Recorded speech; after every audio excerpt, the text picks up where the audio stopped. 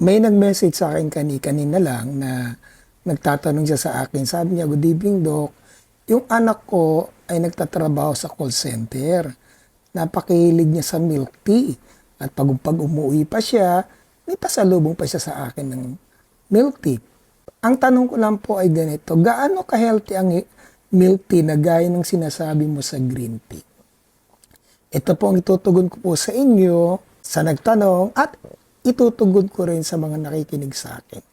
Isang samahan po ng chemist ang nag-test, ang sugar content ng milk tea ay katumbas ng 14 na cubes ng sugar at 4 na cups ng coffee or 8 lata ng Red Bull.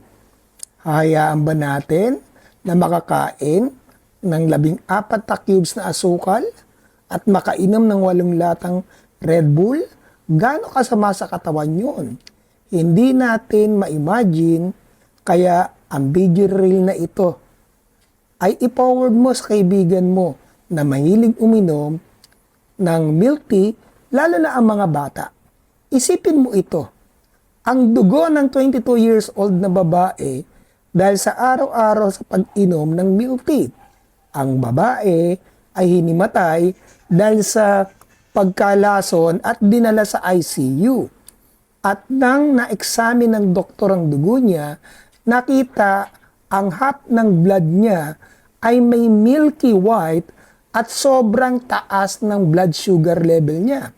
Ang diagnosis ay ketoacidosis at ang buhay niya ay endangered anytime. Swerte at nailigtas siya.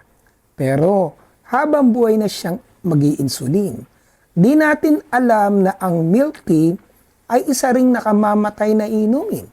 Iinom ka pa ba ng milk tea? Pero in long term ay poisonous pala. Ang 4 na nakakasamang sangkap ng milk tea ay high sugar, high fat, trans fatty acid, at sobrang caffeine. Nakakatakot, di po ba? Kaya ang sa akin lang, wag na po. Sabihan niyo yung anak ninyo, ipakita niyo itong video reel na ito na ginawa po ng inyong lingkod. Kasi po, ang dami na pong napapahamak, nagkakadiabetes, at nagiging ketoacidosis ang dugo. Alam niyo ba, pag ketoacidosis na ang dugo is prone sa cancer, naging acidic na at di na alkaline. Kaya ang asukal po sa dugo ay tumataas at nagiging diabetiko. Sana po nakatulong po